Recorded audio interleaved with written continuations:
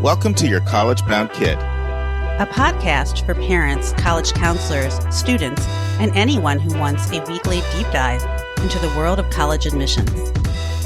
Hi, I'm Susan, and I'm a college counselor and have read applications for a small liberal arts college and 2 research universities. My twins are recent college graduates. I'm Lisa, and I'm a clinical psychologist and college counselor. I have a daughter in college, a daughter in high school, and a son in middle school. After 30 years in Chicago, we recently moved to North Carolina. My name is Mark. I'm a college coach in Atlanta and the parent of 2 daughters. Karis, a graduate of Davidson College, and she is the founder of the Spanish tutoring company, SpanishHelpToday.com. And Joy is a wellness coach at Keenan Flagler Business School at the University of North Carolina, Chapel Hill.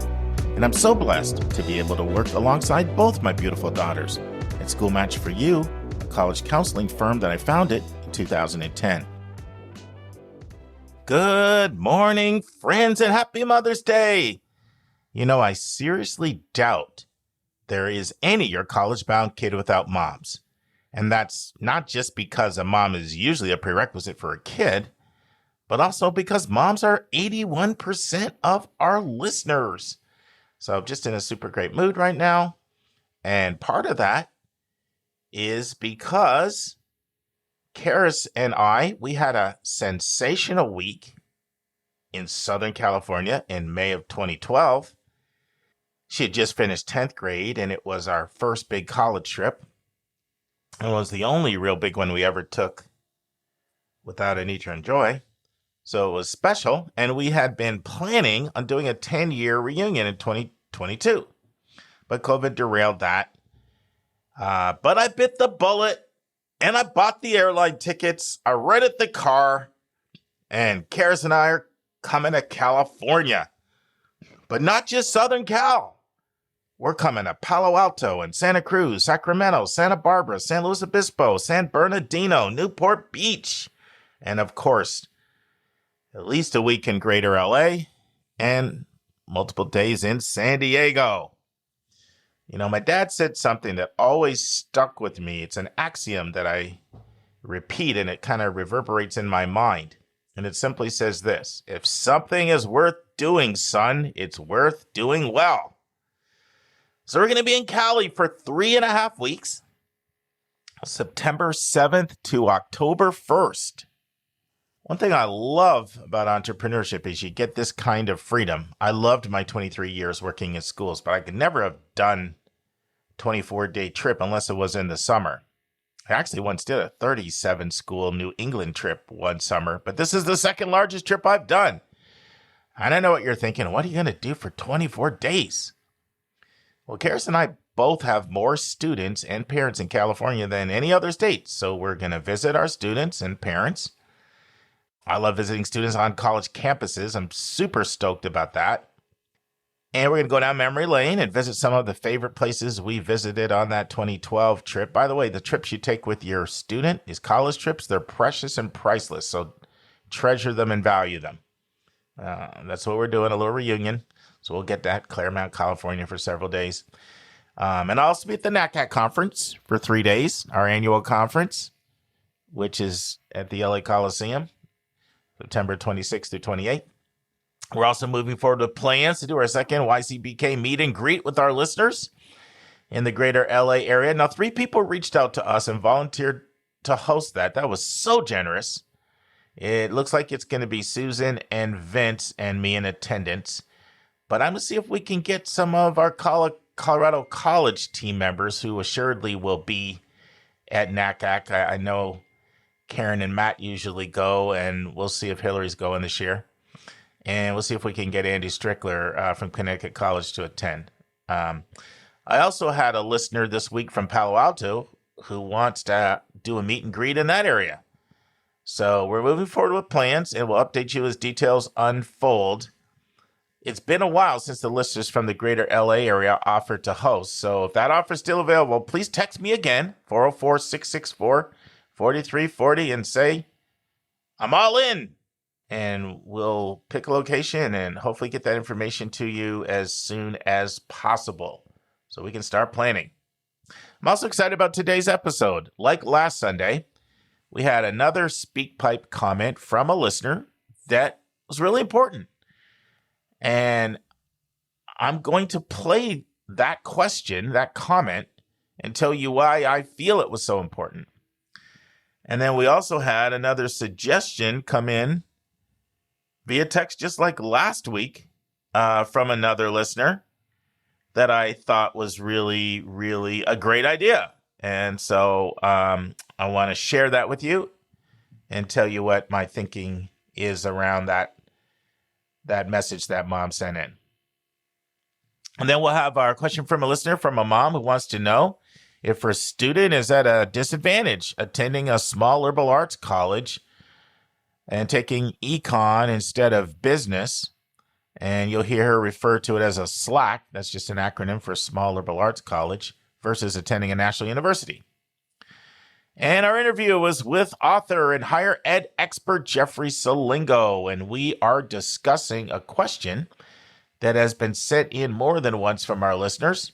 How can I know if a college is financially healthy? And friends, I was just thinking, we've had a lot of people with real high profiles on our podcast for our interviews, mostly in the admissions world. But I was thinking, who are the people we've had that are like on national TV a lot or appear before Congress? And the two that really come to mind for that are Mark Kantrowitz and Jeff Selingo. So Jeff has appeared on CNN. He's been on NPR. He's been on CBS This Morning. He's been on the PBS NewsHour. And those are just a few of many, many places that call on Jeff for his perspective and his expertise on a wide range of issues in higher ed. So you're going to be treated to his insights for the next 2 weeks in our interview segment. I also want to thank Dean of Admission Karen Kristoff for doing such a great Q&A with our listeners on May 7th. And I want you to know the sign-up sheet is up for the next one. Lisa and Linda, our two co-hosts, have taken a version of their outstanding presentation they did at the regional conference in Raleigh on parental stress that was targeted toward college counselors, and they've reformatted it for parents. So you're experiencing stress out there, you're going to want to sign up for this. Just go to yourcollegebounkid.com, hit the events tab, and the sign-up sheet is there. And also, if you signed up for the Karen Kristoff presentation and attended that, or the Andy Strickler presentation, I will be sending out videos this week so that you can hear that or watch it again if you're interested. So look for your emails for that. Also, our 3 homeschool specialists will be doing a special Q&A for our listeners. That's going to be on July 16th at 8:30 Eastern, 7:30 Central, 6:30 Mountain, 5:30 Pacific. And that sign-up sheet should be up in the next 7 days. I'm referring to Dr. Michelle Livard, Holly Ramsey, who have a book coming out this summer on homeschooling and college admissions, and Liam Daly, Senior Associate Admissions Director and Homeschool Liaison for Beloit College. So if this interests you, put July 16th on your calendar and spread the word. I sometimes listen to a sports podcast, and I'm really into basketball, so I've been listening quite a bit lately when I'm exercising and gardening and just in downtime, called First Things First. Nick Wright and Chris Broussard. And one thing Chris Broussard likes to say, he says, I'm 10 toes down. 10 toes down means 10 toes firmly planted. 10 toes down means I'm all in. And so that's what we're doing with the Q&A series. We actually took out webinar software this week. By the way, thank you so much for your donations so you can make stuff like that possible so we can expand and do more things for the podcast. I can't thank you guys enough for your philanthropy. It allows us to just improve the podcast. So we took out webinar software, and you can have a better experience. And I don't have to ask you to turn your camera on anymore because webinar, you don't have to do that with the webinar software. And it allows better sharing of documents and just a number of other features that are not in the traditional Zoom meeting software. So that's what we'll be using effective immediately with the Lisa and Linda presentation on May 30th. And we're committed to keep doing these Q&As. And we're going to have more specialized sessions. I was talking to a listener who's attended all of them. And he said, I really like them. They've all valuable. You always pick up something you don't know from before, even if you listen to every podcast. And he said something. He said, I don't know, though, if after 4 or 5, if I'll continue to keep finding them as valuable as I have so far. Well, one way we're going to address that is by doing a lot more specialized ones. So we got this one coming up on anxiety in the college admissions process, homeschooling applicants. I'd like to do one for music majors. Definitely want to do one about athletic recruiting. And I'm excited to announce I got a commitment this week to do a session with Matt Carpenter. He's the founder of College Aid Pro. This is really going to show you how to go beyond the net price calculator and really find out what colleges are actually charging their families when it comes to both merit and need-based aid, and who's open to reevaluating their aid offer and all that sort of stuff. So Matt and I will be doing an interview first on the podcast, which you'll hear, and that'll be followed up with a Q&A session. In fact, I'm so impressed with the work Matt's doing at College Aid Pro that we are packaging in a membership for all of the families we work with. They're going to automatically get access to the incredible portal they've come up with. So look for more information on that. And we're also interested in hearing from you. If you have some ideas about, topics or individuals that you think would be a great guest or a great topic, really more interested in topics than guests, although you can share guests. If we feel there's broad-based appeal, we'll absolutely seriously consider it. And, we will continue to do some of the general Q&As. But one thing I'm going to do is I'm going to select questions that aren't that common so that even if you attend all of them, I never want somebody to spend an hour of time with us, whether it's a podcast or a webinar, and not come away feeling like they learned enough to justify the use of their time investment.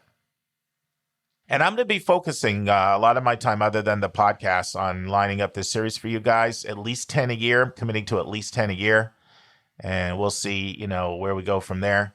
I used to host something called College Counselors Confab, a group of about 25 college counselors that met to discuss college admissions topics twice a year. And we are going to be rebooting that later. I won't be the point person anymore, but I'll still be involved. I'm just shifting my attention to this Q&A session so that you can talk directly to some of the guests that come on here. So let's dive in. I first want to read a text to you that came in from a listener and make a comment. So this is a listener in Connecticut, a mom in Connecticut, and here's what she says. Hey, I have a thought for a new part on the podcast. Speakpipe answers from listeners to the question that you often ask your guests. You often ask your guest, what's your best advice for those going through the college admission process? And you've talked about how a lot of your listeners already have students in college or are college admissions counselors. I'd bet you'd get some real gems if you put that out to your listeners. And I totally agree. And this listener is correct. We do have 31% of our listeners have a student in college, so they've been through the college process. 10% of our listeners are college counselors based on our survey. And we would love for you to go to speakpipe.com/YCBK and share your best advice if you've been through this college process. No guarantees, but I'd love to play some advice from our listeners at the end of podcasts. So I love this idea. This is why I call us our listening family. We're all in it together. We all help each other, and we all make the podcast better. So thank you, listener from Connecticut. All right, I'm now going to play this comment that came in from another listener who's in the listening family, and goes back to 2018. And we started in February 2018. So this is somebody in year 7 with us.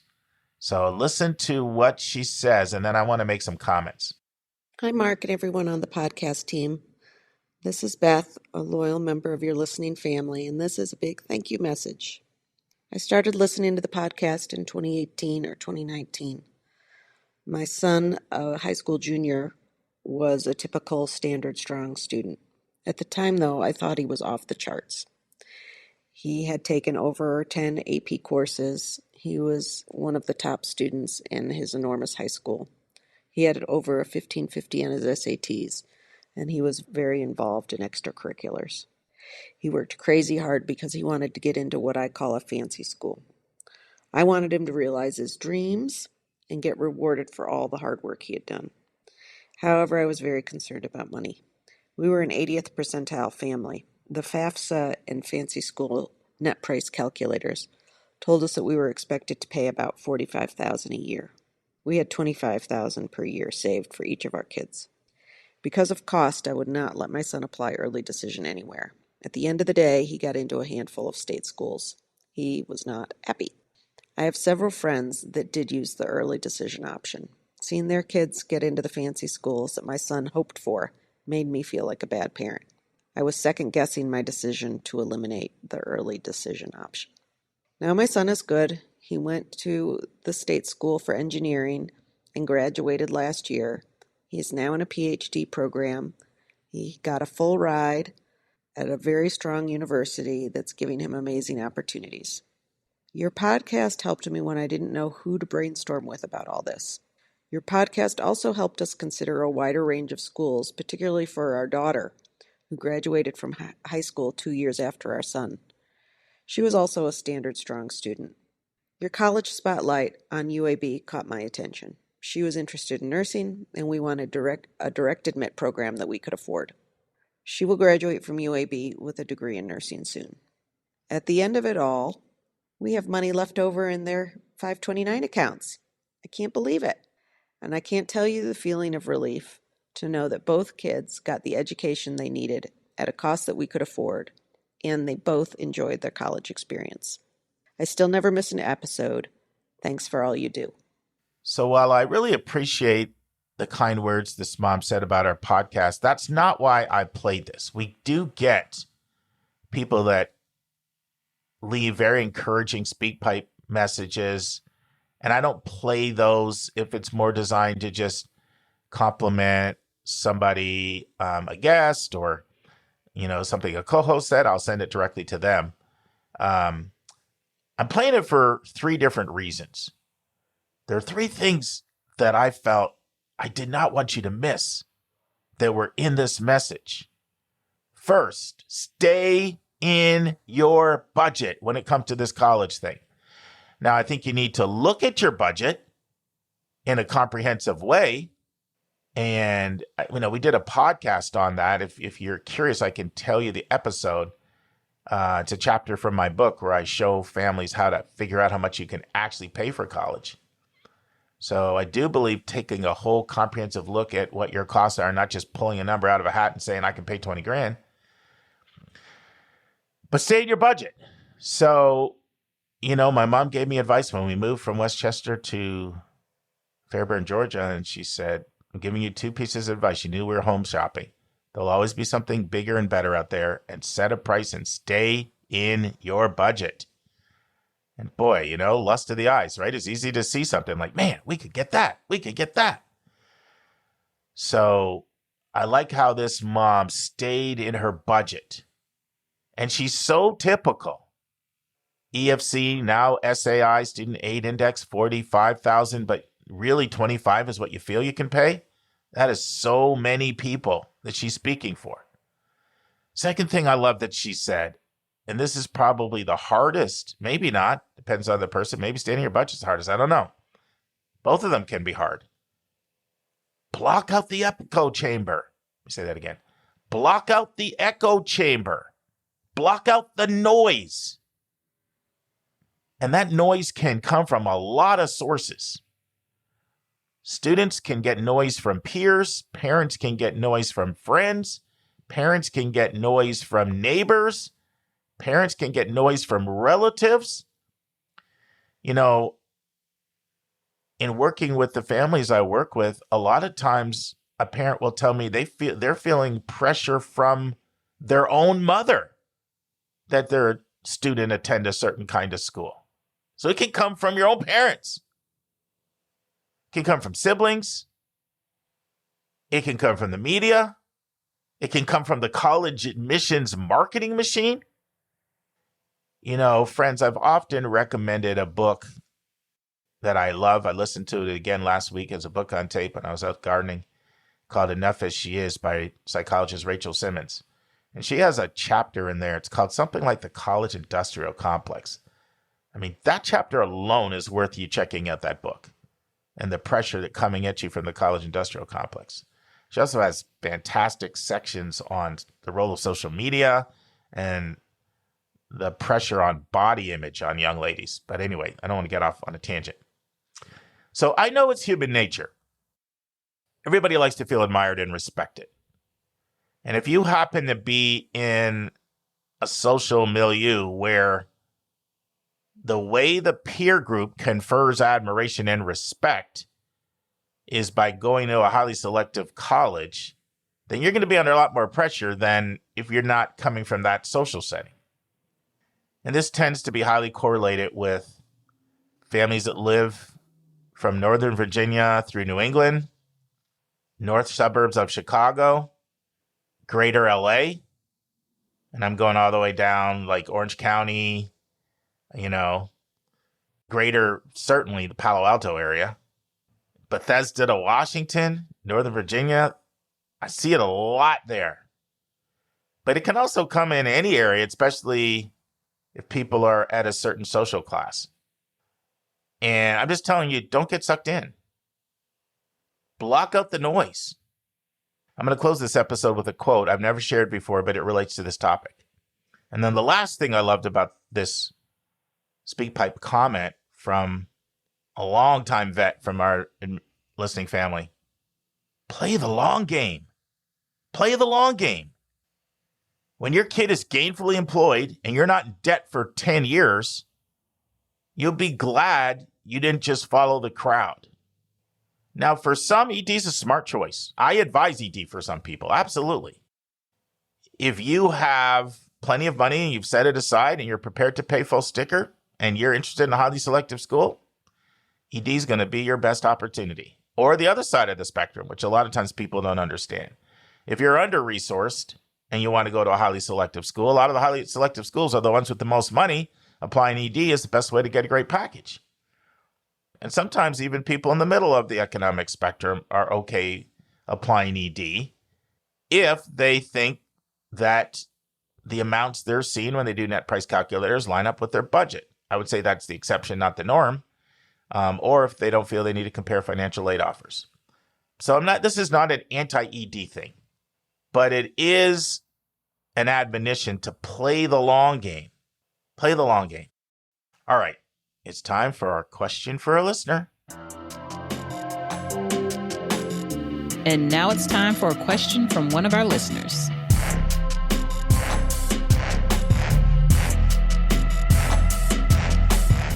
I'm with Susan Tree today. Hi, Susan. Hi, Mark. How are you? Good. And I'm very excited because we have a question from a listener that as soon as it came in, I'm like, Susan! Yay! This one had your name all on it. So we'll play the question and then we'll get your response. Hi, my question today is regarding slacks. I really feel like my daughter would benefit from attending a small liberal arts college.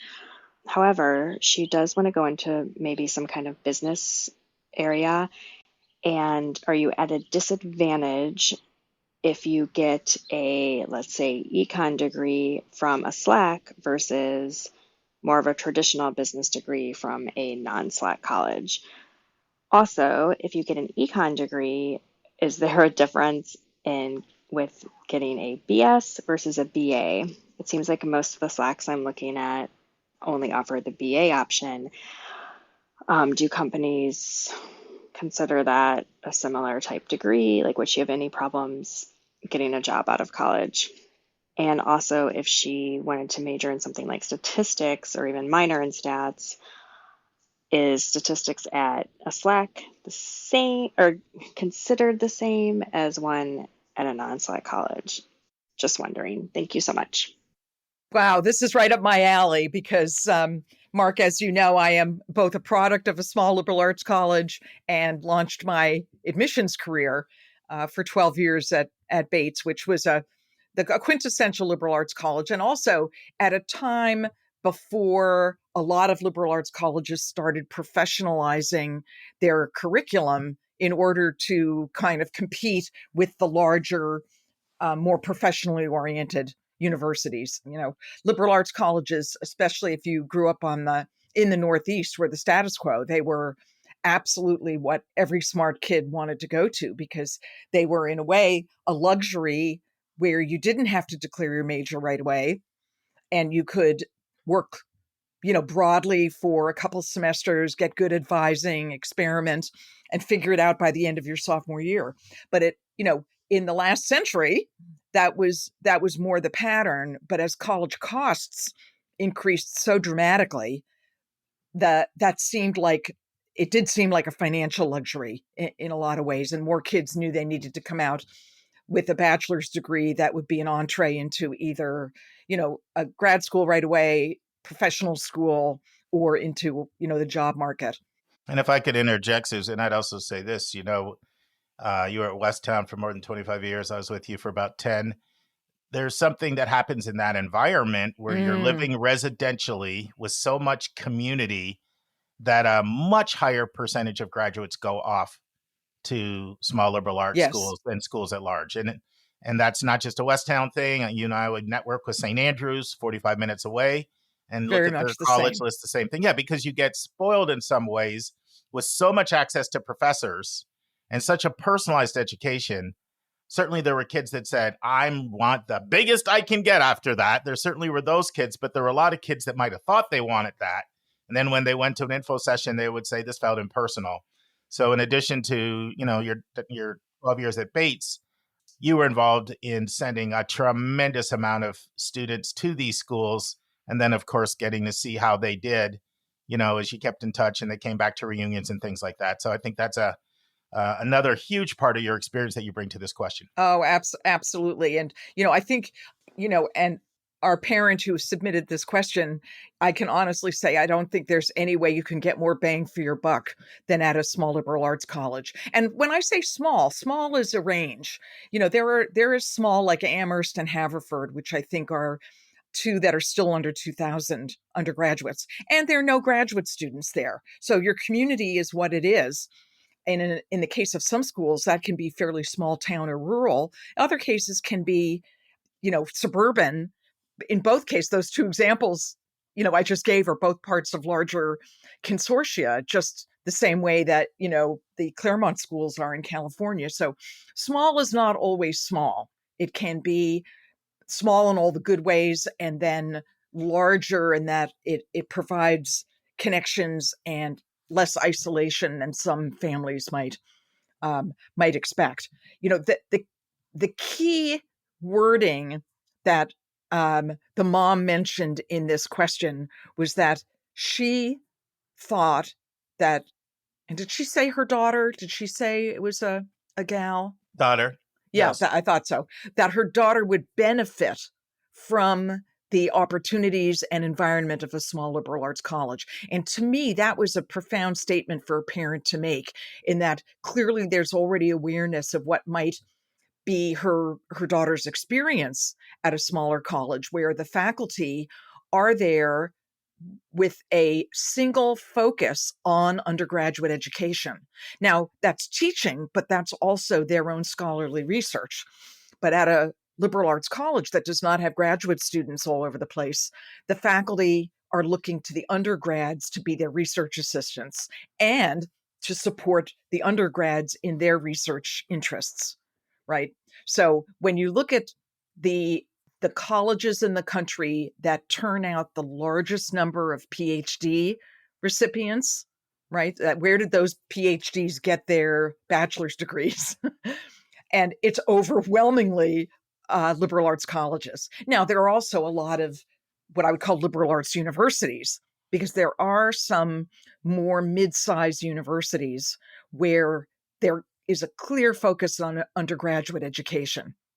And it's funny because, even looking at the Ivy Plus group, I would just say, off the top of my head that, Brown and Princeton have a reputation for undergraduate education, that faculty have that as a clear focus, even though there are a lot of graduate students there. And there are some other. And Dartmouth and Yale. You'd have to put Dartmouth and Yale in there too. That's right. You're right. No, you're absolutely right. But then there are a few that don't have that reputation, where it's much the same as any large university that's churning out a lot of bachelor's degree holders. What really interested me about this question, starting from that platform of her sense that her daughter will benefit from that, and that's certainly something I would tell her to run with. Absolutely. When a parent starts by saying, oh, my child has always wanted an SEC, big football, Greek, all that fun. And maybe that was the parent's experience too, and maybe it wasn't. Then there's a lot to be said for that. What has your child been looking forward to? But also, what academic environment has brought out your child's best? Under what circumstances have they learned, kind of had their optimum learning experiences? And if that's, sitting in a room, in a, Harkness table or a discussion-based class, or are they the type of learner that can handle large lecture classes and maybe figure out how to get help when they need it, but where they don't have that feeling that their voice has to be heard? But let's think about what the questioner said about business and economics and statistics, because those are the three academic subjects that she lifted up. And so there are a few ways to look at this. Many liberal arts colleges have an economics degree, but not a business degree. Mm-hmm. Many liberal arts colleges have a business degree and an economics degree, right? Economics is traditionally part of the social sciences. When you look at the divisions of study, you've got the humanities, the social sciences, the math and sciences. And when I was in New England, very few of the selective liberal arts colleges, so let's say the NESCAC group, the New England Small College Athletic Conference, which was a group of like-minded, high-end liberal arts colleges. At that time, none of them had business degrees. In fact, it was a little bit of a snobby thing that they wouldn't dream of it because business was considered a profession and not a scholarly area of study. Now, plenty of their graduates went on to get their business degrees. And in fact, the colleges hoped very much they would get their business degrees and then move into high income situations and donate college money back to their college, right? So they were talking out of both sides of their mouth there, but there was this kind of esoteric feeling about the undergraduate ivory tower experience. At that time, and for a long time, only Penn had an undergraduate business program, none of the other Ivies. Cornell historically taught agricultural business, but that was it. So anyone at elite schools for forever, until fairly recently, studied economics. And if a college of that nature taught business, it were some courses in the economics program. So you would see finance, you could even see a little accounting, but there was no professionalized study for a long time. And then I came down to Pennsylvania, in the early 90s, and all of a sudden I realized that lots of liberal arts colleges had business degree programs. I'm like, what's with that? But colleges in the mid-Atlantic were less snobby to begin with, and I say that with affection, Yes. snobby. But there was a little bit more of a pragmatic approach to the liberal arts and sciences. You started seeing some engineering programs popping up. Swarthmore had one. You saw at, Union College. Lafayette had one. That's right. And then Trinity. Yeah. Yep. Trinity, Hartford. And Trinity was one of the only ones in New England that a liberal arts college that had engineering. But so we've seen more of that coming in. So kids who are interested in both a liberal arts college environment and business do have more options now, right? They do. Even at the highest end of selectivity, we're seeing some of those schools that don't necessarily have business schools like Penn does, but they're bringing entrepreneurship and finance and organization and management into their curriculum, but maybe disguising it in a program that doesn't start with the B word, So that said, there are still many ways for economics majors to go into business. I mean, that was the traditional long-term path. So I think our mom here has to understand that they're going to move into a level of research with their daughter that's going to be holding different curricula up for comparison, right? So looking at two academic programs, degree programs at liberal arts colleges can look pretty different, right? One could have a lot more quantitative work in it. One could have more explicit business courses. So, and some are going to be very academic, very scholarly, and be more research focused, but have very little, what would we call it, kind of hands-on business work. The other thing that a family has to compare is the experiential learning, because that's going to vary a lot between liberal arts colleges. The commitment to research, internships, and project-based learning. So again, it's going to be this family's task to just do a deep dive into these wonderful programs, but kind of suss out the differences between them. And I was curious about her BA versus BS distinction too, because that's another odd distinction, right? That isn't going to necessarily have the same meaning at even the same, genre of colleges. So, and I'm a good example. I came out of a psychology bachelor's degree program where at a liberal arts college where I had a choice between a BA and a BS, which I kind of never ran into that again at liberal arts colleges. And of course, I assumed everybody did it that way, right? But my BS in psych was intentional because my interest was more in biology and animal behavior. And there wasn't a field called neuroscience at that time, brain behavior and the brain. It hadn't risen up yet. And now it's a distinct program. But anyway, I opted for the BS, had a lot of biology, the minimum amount of, chemistry. But I was more of a science kid. That was my path. So I opted for the BS.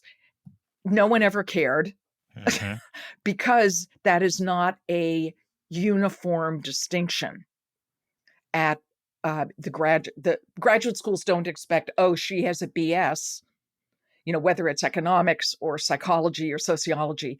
They would look at a student's transcript applying for graduate work or even potentially for a job. And they would think a little bit about what courses were they looking for in terms of the training, the preparation that they expected, whether it was an MBA student or a whatever student to have. So some liberal arts colleges only offer a BA, right? And that because it's Ars Baccalaureate. It's just Vassar's one. And Amherst too. I remember. I don't know if that's still true, but those two were always my example. So it really didn't matter. You could have a BA in chemistry and hold that up against a BS in chemistry at any other university. It was really the same content and experience. I mean, every college has its own take on how to design a curriculum, right? That's what makes them all a little bit different is, a business undergraduate degree program may even vary more than a psychology or a chemistry degree program. A couple of thoughts I have, Susan. I think, I could be wrong, but I think one thing that the listener is wrestling with, because I see this a lot with my clients, is a lot of people haven't heard of the smaller liberal arts schools. And so there can be, like I'm not talking about employers and grad schools. I'm talking about in your circle of relations, and especially if you're not from certain places. If you're from the Midwest and, just depending on where you're from, a lot of people haven't heard of them.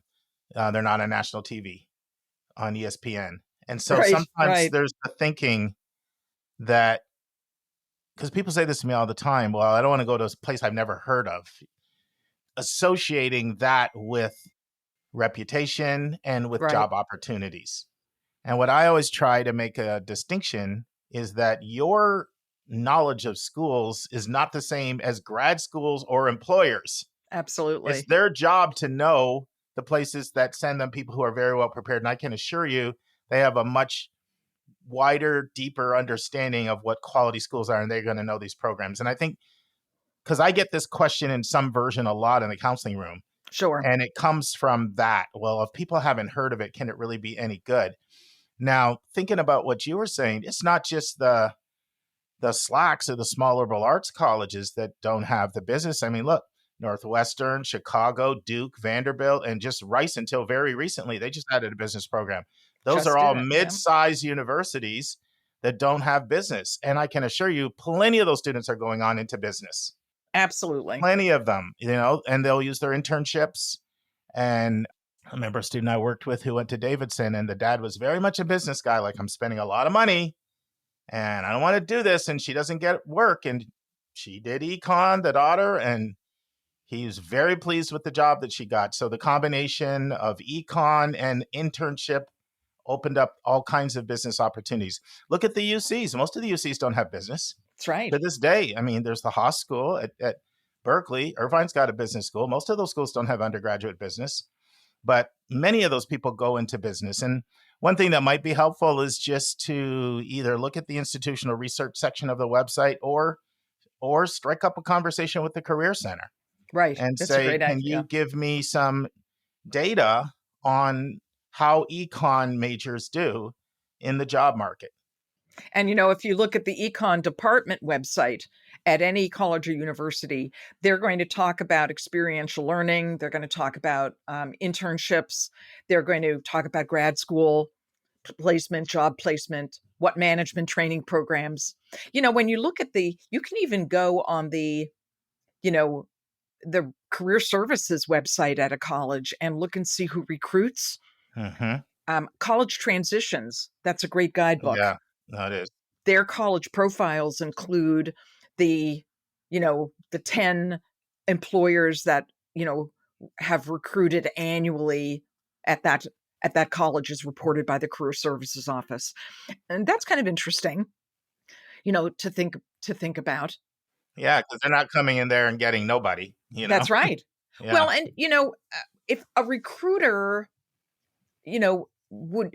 comes to a college or a university looking for different things. I mean, they're looking for different kinds of people who will come in and grow in the management and corporate ladder, and some they're looking for, accountants and consultants, actuarial scientists, the very left brain people, but they're also looking for the liberally educated communicators, critical thinkers, writers who are likely going to be leaders, program developers, supervisors.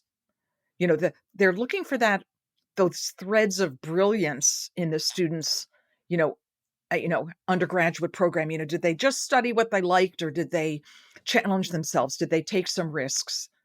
And so, you can't even assume that a corporate recruiter or an MBA recruiter. Now, sometimes recruiters and grad schools are looking for some kind of accreditation if the student is in an undergrad business program, just because that gives them a little sense of standards, right? That would not be true in economics, because economics is a liberal arts social science degree program. They'd be looking for something different. But, a lot of liberal arts colleges now if they offer a business degree, will say if it's accredited by the AACSB, which is the Association to Advance Collegiate Schools of Business.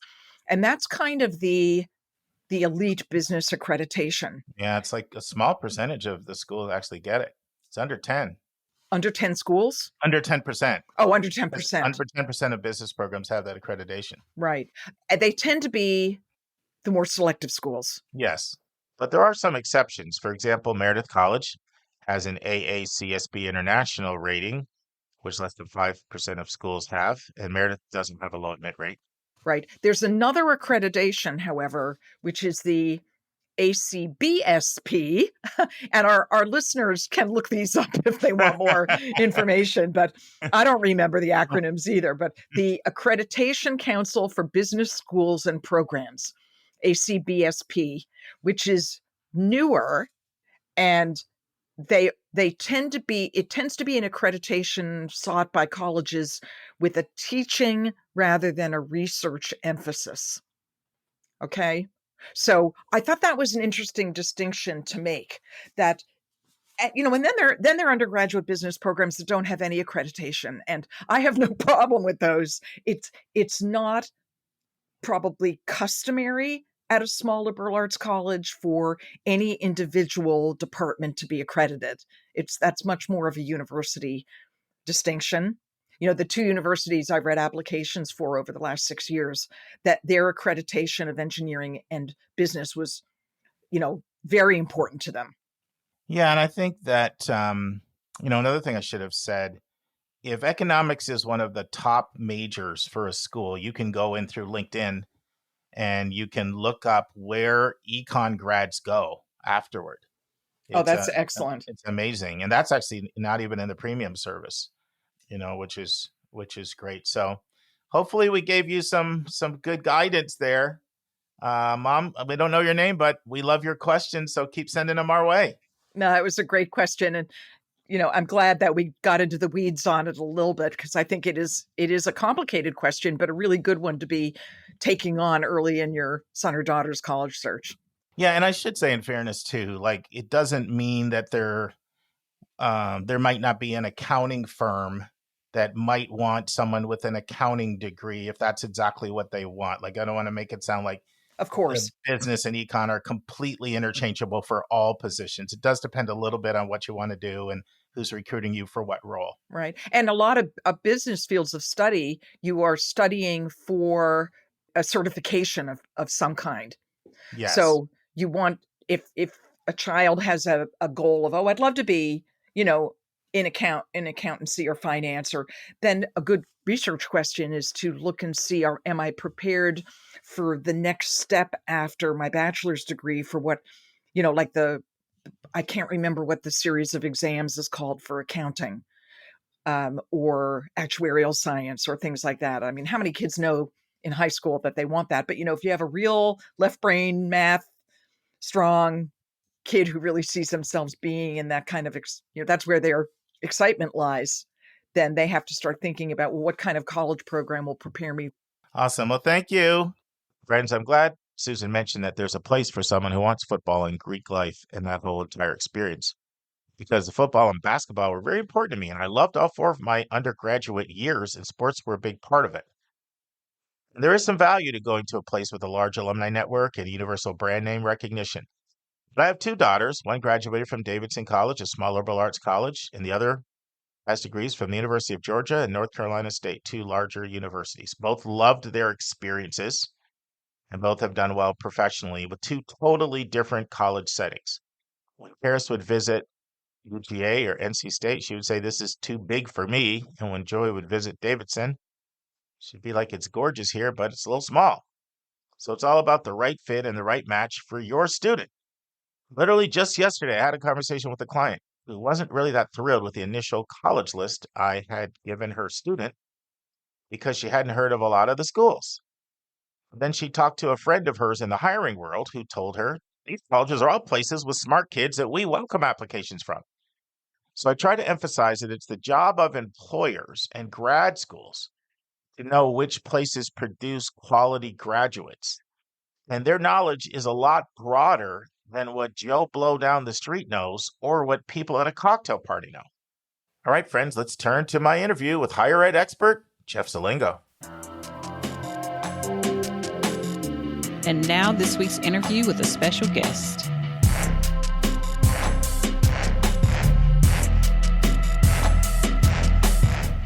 Friends, in part one of my interview with Jeff Selingo, Jeff shares the space he occupies in this higher ed landscape. We talk about a recent tweet from Jeff about how Moody's downgraded Muhlenberg and how small colleges are struggling.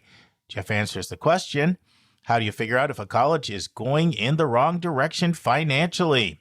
Jeff explains why he feels a lot of colleges are going to really struggle in the foreseeable future. Jeff talks about a big change he has seen for colleges in the last 10 to 15 years. Jeff talks about the list of colleges in one category that is getting smaller and smaller, according to Jeff. And finally, Jeff talks about a survey he did of 3,500 parents. Listen and enjoy. Friends, I'm here with Jeff Selingo, author, podcaster, and higher ed expert. Welcome to the Your College Bound Kid podcast, Jeff. It's great to be here. Thanks for having me. Oh, my pleasure. I've actually wanted to have you for a few years, so that's really perfect timing then. Perfect timing, absolutely. A lot of our listeners will be familiar with you. We've been promoting your work quite a bit, but some will not. So why don't you just talk a little bit about, the space you occupy in this higher ed landscape? So I've been in and around higher ed for more than 25 years. Actually got my start working on the college rankings at U.S. News and World Report back in 1994 as a summer intern from Ithaca College. Really got my start in higher ed in 1997 as a reporter for the Chronicle of Higher Education, which covers colleges and universities. Spent 16 years there in a variety of roles, including editor. Left there about 10 years ago, written a few books, including There Is Life After College, but the most recent one is Who Gets In and Why? A Year Inside College Admissions, which really took people through kind of the one of the more recent college admissions cycles, 1819. It was kind of almost an update of Jack Steinberg's great book back in 2000, which was The Gatekeepers, which followed a group of students through the process at Wesleyan. So, and been really covering higher ed and admissions, particularly since that book came out in 2020. Yeah, I agree with you. Steinberg's book was great, and your book was an update, and we'll get more into your book in a second, as well as I want you to tell us a little bit about your podcast. But let's transition to specifically what I wanted to talk to you about for now. A few days ago, you tweeted the following: "This is going to get bad fast for a lot of small colleges. Today, Moody's downgrades Muhlenberg College. Outlook remains negative." Now, Jeff, this is a topic we've talked about on the podcast a lot. The combination of, birth, dearth, enrollment cliff, war on college, frustrated with rising cost, alternatives to college, and now the FAFSA, and the enormous pressure it's creating on small colleges. But one question we repeatedly get from our listeners, which is, how can I tell if the schools my student is considering are financially stable? There are a lot of sources out there. What do you recommend to listeners as a way to know whether a school they're looking at is financially stable? Well, a couple of things. First of all, get my next book, but that won't come out until fall of 2025, where I'm putting a whole chapter together on this. I should also mention, by the way, that I do a podcast, as you said, Future You, which comes out with every other week with Michael Horn. I also do a newsletter called Next. So let me just plug those two things, which you can find on my website. But in terms of how do you figure out a financially struggling college, I will tell you it's not easy. And unfortunately, even when I talk to CFOs who do this for a living, even at colleges, they talk about the problems that they have finding this out. So a couple of sources. You want to look at any available public sources. So obviously, Google the student newspaper, local newspapers, other newspapers around, and other news sites around. Have they written anything about the college? See if Moody's or Fitch or S&P has rated them in any way. Now, most of the actual ratings are behind a paywall, so you actually might have to pay to get something more specific, but you'll at least see, have they been rated, have they been downgraded, which could allow you to ask more questions about it. You can look at the common data set and try to get a sense of their net tuition revenue, both from that and the 990. So again, I'm kind of going deep in the weeds here, unfortunately, Mark. No, these are all things we've talked about, though. So it's good. We've talked about the 990s. We talked about common data set. We've talked about Moody's, S&P, and Fitch's ratings. And we've talked about some of the aggregators that rank the financial health of colleges and universities. We talk about this stuff. So we kind of have a weedsy listener. You've heard our podcast. Yeah, I've heard your podcast. I guess the problem is that if you're considering 10 or 12 colleges, there's a lot of work to do. I know. And what you're really trying to figure out is, are they discounting tuition too much, which you could figure out from the common data set. Now, if you're a parent or student, what do you want? You actually want a big discount. But if you get too many students with too many discounts over too many years, those colleges are just not bringing in enough cash. And that's exactly what Moody's always says in its ratings when they downgrade colleges. They're looking at the net tuition revenue that has been flat or falling for several years. And when that happens, colleges don't have the cash to invest in you as a student. So the big question that I would ask is about that net tuition revenue and try to figure out, is that flat or falling at the colleges that you've been looking at? And as a result, are they deficit spending in some cases because they're just not bringing in enough tuition revenue? Now, if they're doing that for 1 or 2 years, not a big deal, especially during COVID, by the way. But if they've been doing that for 5, 10 years, where they're just essentially not bringing in any more revenue than they did 10 years ago on an adjusted basis, then that is a problem that I would worry about as a individual student. Yeah, and I agree with you that it's not easy, Jeff. I know you're familiar with, Heckingen Report teamed up with NBC to crank out a financial fitness tracker that, it looks at like several really important metrics, right? Like it looks at decline in enrollment, looks at net tuition revenue, it looks at endowment and state appropriations for public schools.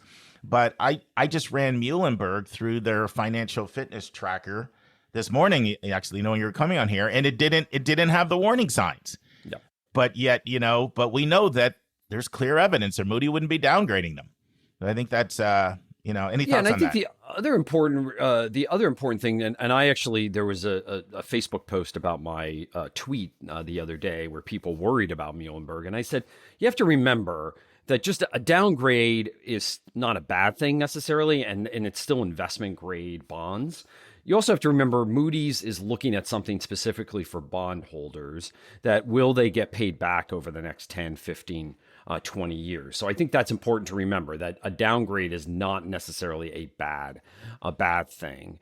The other thing is you mentioned, Heckinger. I worked on a thing with Bain and Company last year that looks at the financial resiliency of colleges and universities. There's a number of Forbes. There's a number of efforts out there that try to get at grading colleges and universities on this, but it's a lot more nuanced, Mark, and it's hard to know.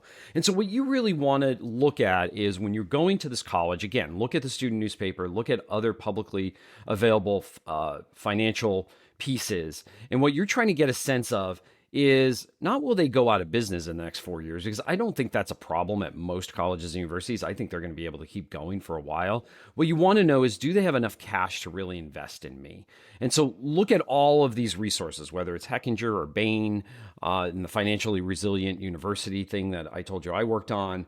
Look at the common data set. Look at how much are they discounting tuition, which you could figure out from institutional aid, number of students getting aid, and see if they just keep going up on that number every year. That would worry me. Again, good for you as a student because you're going to get a lot more money out of it. But I think it becomes more problematic from the consumer angle in terms of how much money they have to spend on you as a student. I'm really glad you brought up the point that just because you get a downgrade, it doesn't mean you're in danger of closing, because we know that if Muhlenberg is struggling, there are hundreds of colleges that are not as financially solvent as Muhlenberg. And so I think that point was well taken. Let's get weedsy. And where specifically in common data set would you tell a listener to go to? What line items? So what I'm looking at is I want to look at their net tuition revenue. So what you want to do is take the common data set, look in section 8, add together all institutional aid. So that's both the need-based and non-need-based aid. And then in H2 section, add line D and N to get the total number of students who are awarded aid. Divide the total institutional aid by the total number of students awarded, which gives you the average discount. So you have total institutional aid divided by the number of students awarded aid, and that gives you the average discount. And then you're going to take total tuition and fees and subtract the average discount from that number. And that gives you the net tuition revenue per student. If you do that over a couple of years, you could kind of see trends. Is it flat? Is it falling? And that would worry me if it's flat, or it definitely would worry me if it's falling over several years. Let's go back to your tweet. By the way, thank you for that. That was great. Yeah, again, you have to really like the money piece of it. But it's really only, at the end of the day, it's a couple of numbers. Sure, but it's important, right? It's important. And it's important not only in terms of, is a school on the verge of, possibly merging or closing or in more danger, but just something you mentioned, like what kind of resources will they have to invest in my student, right? And of course, not everybody can go to the most selective and the most well-resourced schools. There's obviously a range of students out there, but I think it's one of those things that I think is really important and flies under the hood. So what makes you so confident? And by the way, I agree with you, but I want to hear it from you that a lot of other colleges are going to be in trouble if Muhlenberg is struggling. What makes me confident that they're not going to be? I'm sorry. No. What makes? So let's look at your actual tweet. This is going to get bad fast for a lot of small colleges. Yeah. So what makes you feel this is not just an isolated Muhlenberg challenge, but it also extends to other schools in the college landscape? Well, remember, most colleges and universities are tuition dependent, heavily tuition dependent. 90+% of their revenues come from tuition. So they're not like these highly elite colleges, which have billions of dollars in endowment, which every year a portion of their budget comes from the endowment. So they're less focused on making sure that they fill their class with as many full-pay students or close to full-pay students as possible. And so when you're a college that depends on 90+% of your revenue coming from tuition, essentially cash on hand. Now, you don't care if that comes from loans or grants, or it comes from the cash that the students might bring to the table, whether that's from 529s or other loans or things like that. What happens, though, is that a lot of the levers that colleges and universities can pull are pretty limited. So let's take federal aid, whether that's a federal student loan or a Pell Grant. Both are essentially capped right now in terms of what they could do. So there's only so much cash that students can bring from that. Of course, they could bring Parent Plus loans and other financial aid from the government, but again, those are loans. So the other piece then is from parents and students. And there is a lot of evidence that they're essentially tapped out, that parents and students are tired of paying more and more every year. And so colleges are trying to keep that rate of increase down. And so there's just not a lot of levers that they can pull. And so what they keep doing is discounting their tuition more and more every year. On top of that, you have fewer students going to college. You're about to hit a demographic cliff. And so all of these things, Mark, are kind of coming together at the same time. Thus, it's that tuition revenue that colleges and universities get.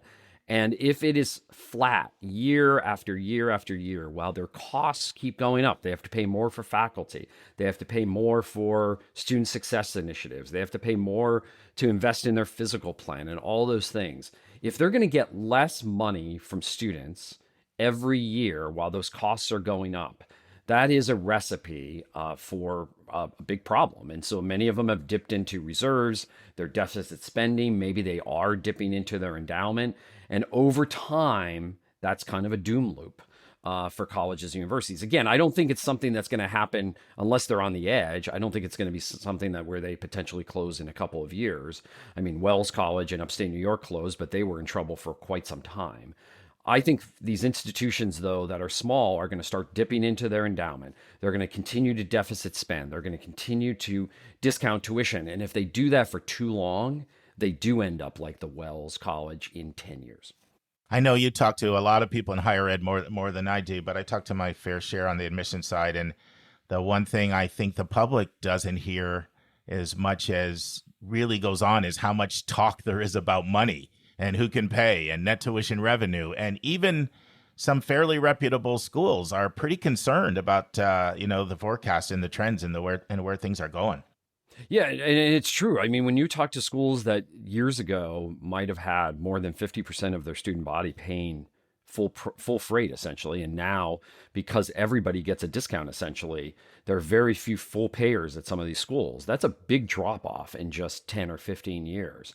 And again, the belief is, well, if we offer a little bit of a discount, more of these students will fill our seats and we'll get more money. It's not the individual student you care about over time. It's that average total tuition that you're getting when you combine all of those students together. Some are full pay, some are not full pay at all. They pay very little. There's a lot in between, obviously. When you add up all of those students together, what is the net number you're getting in total? And is that number flat, which is good in many cases, to be honest with you? Sure. Or is it growing?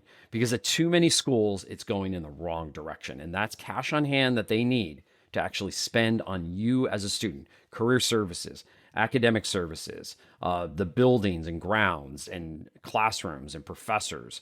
All of that costs money. And if they're not bringing in enough more cash every year to pay for that, over time, that's going to be a problem.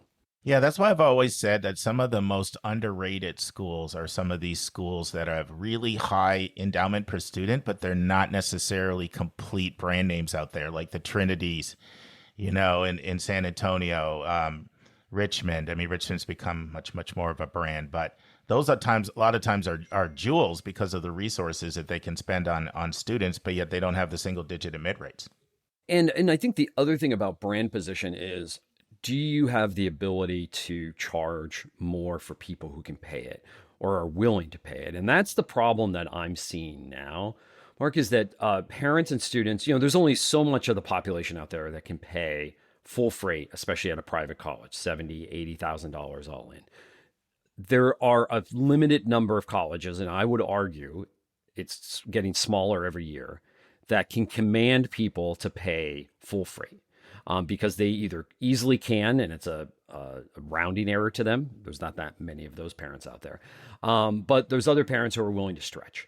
I would argue that 10 years ago, more parents were willing to stretch than they are today. I think the value of higher education, the value of a degree from a certain institution, I think there's a group of institutions that can command that. I think that number of institutions is getting smaller and smaller. And so those are the institutions now that used to get full freight from 50, 60% of their students, now that have to discount for more and more students. And they're not doing that necessarily from their endowment. They're doing that essentially by foregoing revenue that's coming in the door through these tuition discounts. And again, not a problem a couple of years from now, not even a problem at some of these institutions 10 years from now. But if you're never able to make up that revenue over time, eventually you see a downturn. Yeah, and I'm on the counseling side, and I can't tell you how many people will tell me I'll pay X amount for this brand name school, but I'll pay Y amount for this other school. And a lot of times it's less than half, it's amazing. So I'll let you in on a little data point. I'm doing a big survey for my next book. I just surveyed 3,500 parents. And this was one of the questions, like, where are they willing to compromise on what are they willing to compromise if they got a much lower price? And they're willing to compromise on a lot of things, including prestige. What they're not as willing to compromise on is outcomes. So they're willing to pay for very specific outcomes for students, meaning a job, a great internship, things like that. But they're willing to compromise on prestige if they think the outcomes will be just as good, if they can pay less money. The only thing I'll say about that, Jeff, because I ask these kinds of questions like in the surveys that we do all the time. I actually have a question, this is part of our questionnaire. It says, how would you feel, about attending a school that is not well known by the public, but employers and grad schools love it? And it's interesting, the results. What I find is that people are almost in denial of how much they value prestige. They tell me that.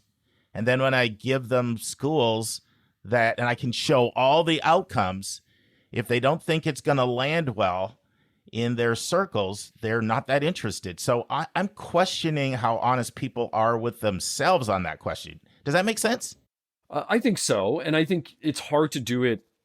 For example, my survey talked about prestige. It's hard to put it in context until you have actual names attached. And so I think the question is, okay, first of all, That's true. what do you consider a prestigious college, right? And so you have to actually give Yep. them names. And I think there's a big agreement on the top 10, 15, 20. Sure. I think once we start getting into 30 or 40 or 50, and I hate the rankings, but let's just think about the rankings for a minute. That's where you might get more disagreement. So I agree, without context, without the actual name of the institution, to say, would you be willing to, go to a less prestigious university for half the price? You're probably going to have more people take you up on that. But then once you start putting names to that, yes, I think things might change. Friends, this concludes the first part of my interview with Jeff Selingo. We hope you join us next week for the final part. On Thursday's episode, be the final segment of the roundtable. That is what one listener called it, on how to complete the Common App Activities section. Our Speakpipe question is from Kathy from California, and she wants to know, my daughter's having an amazing experience, but she isn't getting any internships. Will not getting any internships hurt my daughter when it comes to the job market? And Lisa will join me to discuss that question. Our interview is part 204 of how homeschooled students are evaluated in the college admission process, with Dr. Michelle Livard, Holly Ramsey, and Michelle Lee and Liam Daly from Beloit College. Our college spotlight is the final part of Michael Keaton, the VP of Enrollment at Ursinus College, helping us to understand Ursinus College. And friends, I told you I had a quote I was sharing with you that I never shared before. And this is it. Where your child goes to college is not the report card on how great or how poor of a job you did in child rearing. Let me repeat that. Where your child goes to college is not the report card. It's not the litmus test on how great or how poor of a job you did in child rearing. If a kid gets in brand name U, inevitably someone will say to the parent, "Great job, parent." Focus on grounding them with their character. Block out the noise. Get out of the echo chamber. Play the long game. And see where they are in 10 years after college.